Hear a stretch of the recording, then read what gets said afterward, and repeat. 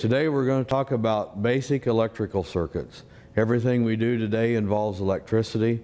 All of our equipment has electrical circuits on them. So we're going to start at the very basics on how they work, some of the components in them, and how to use a multimeter. Ohm's law is the law that defines the relationship between power, voltage, current, and resistance.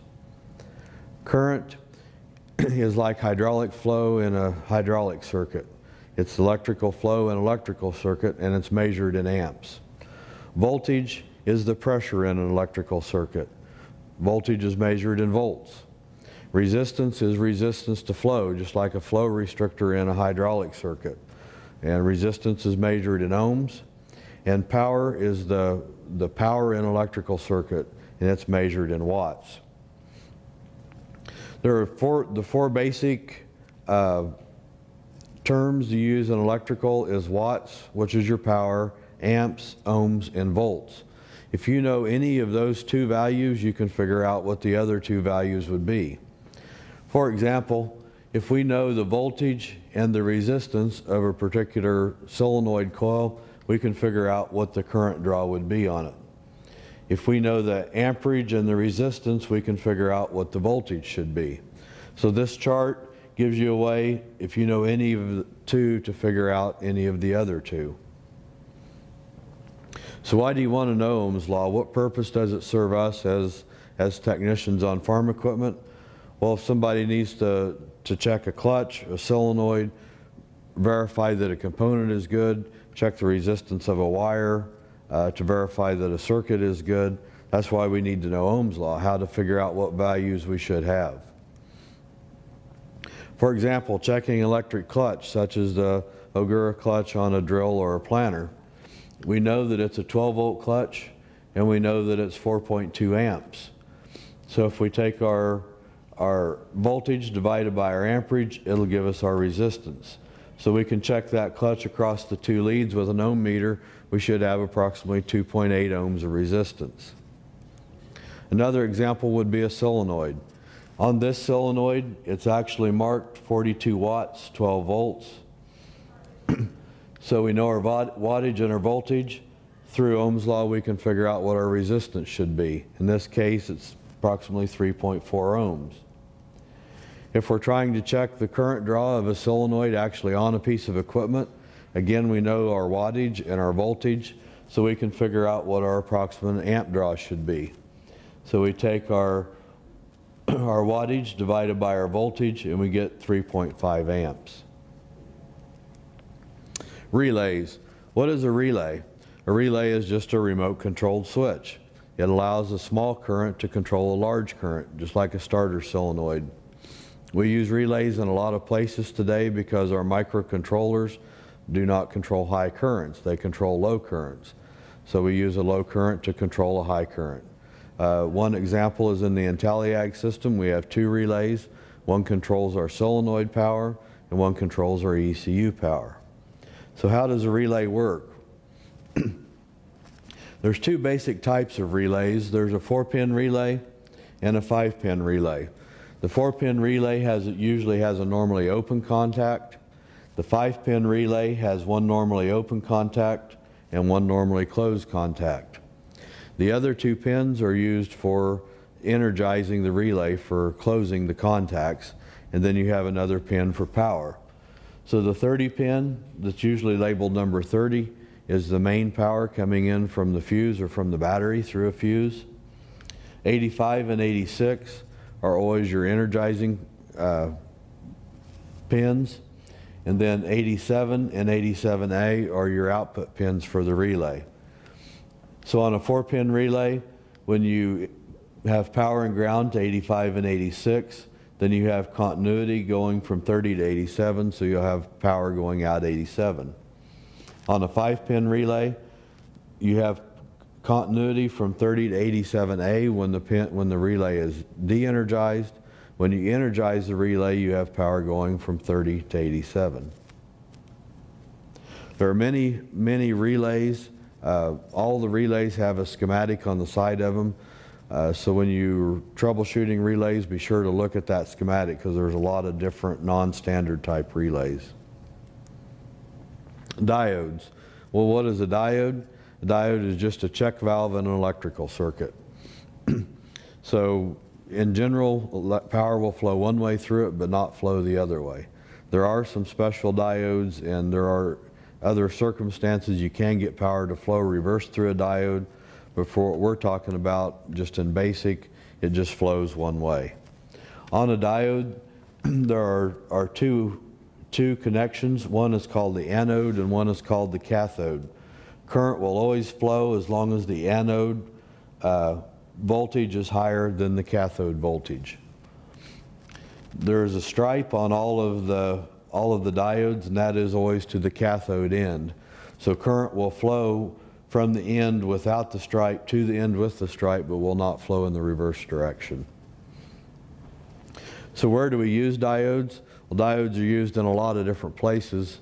A common place is in a switch box. If you've got a switch box that has a master switch and 2 or 3 individual switches to control a light or a solenoid or a clutch, then you have to have a diode in there to keep the current feedback from turning all of the clutches or solenoids on when any one of the switches is turned on.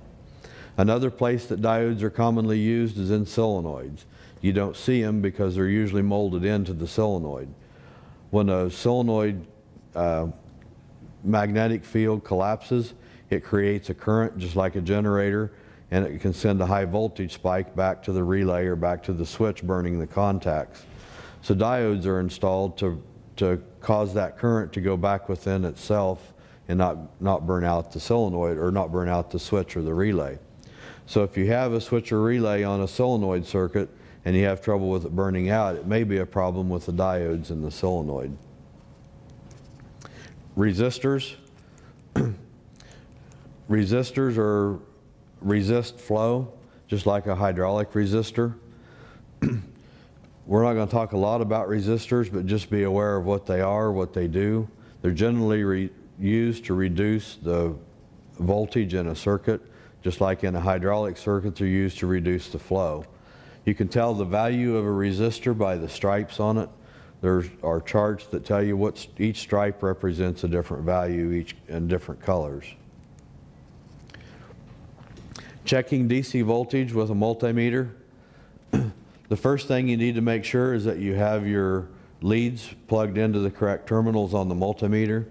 There's usually a common lead, and then there's a voltage in ohms lead, as well as an amperage and sometimes a milliamp lead.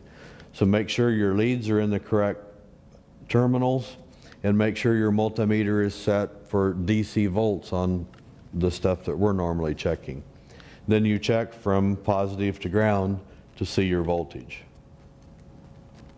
You can check voltage drop across a component to see if that component is drawing too much voltage. To do that, you're just on each side of the component. Voltage drop across each component in a circuit should equal the total system voltage. Most of your multimeters you can check diodes with. The diode has to be out of the system to check it. What happens with the multimeter is it sends a small current out the red lead and is looking for current on the black lead. And if it's in the direction of flow like this one is, you will see a small voltage. When you reverse the diode the other way, then you will see an open circuit on your multimeter telling you that it has no current flowing that direction. Checking resistance, such as checking a resistor, checking a coil, checking a clutch. It must be unplugged from the circuit, so there's no other value, no other resistance in the circuit that will affect the values you're getting. And then just check across the 2 leads of the coil or the 2 leads of the component.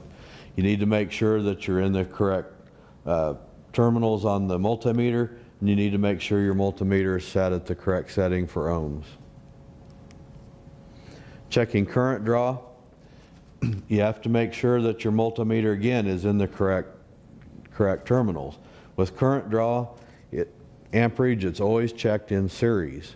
So the multimeter is in series with the circuit, which means all of the current that is running through that circuit is running through the multimeter.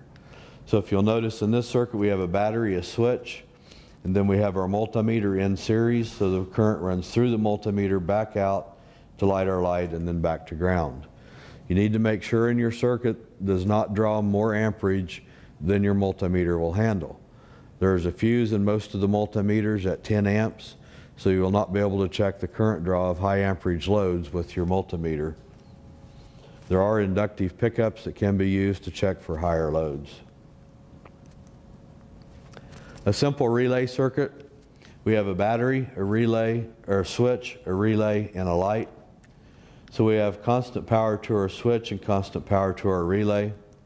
When we turn the switch on, power goes from the switch to energize the relay, generates a magnetic field in the relay that pulls the contacts together, and now power comes from our battery through our relay and our light to ground, and our light turns on. A resistor circuit, we have a battery, switch, resistor, light. When we turn our switch on, power comes through the switch, through the resistor, and then to our light. We can see here we have 12 volts before the resistor. We have 10.9 volts after the resistor, so we have a 1.1 volt voltage drop across the resistor. If we want to check current draw in this type of a circuit, we need to break the wires. So now our current is running from our switch, through our resistor, through our multimeter, back out to the light, and then to ground. A simple diode circuit. In this circuit we have two switches, two light bulbs, and a diode. One switch will turn each light on. One switch will turn both lights on. The other switch will turn one light on. So if we turn switch A on, we have power from our battery through our switch, comes out, goes through our light bulb to ground, and our light comes on, but the power cannot flow backwards through the diode. When we turn switch B on, we send power through our switch to light this light, and then power goes through the diode to light the other light. If switch A is turned back on, both lights will remain on, nothing will change.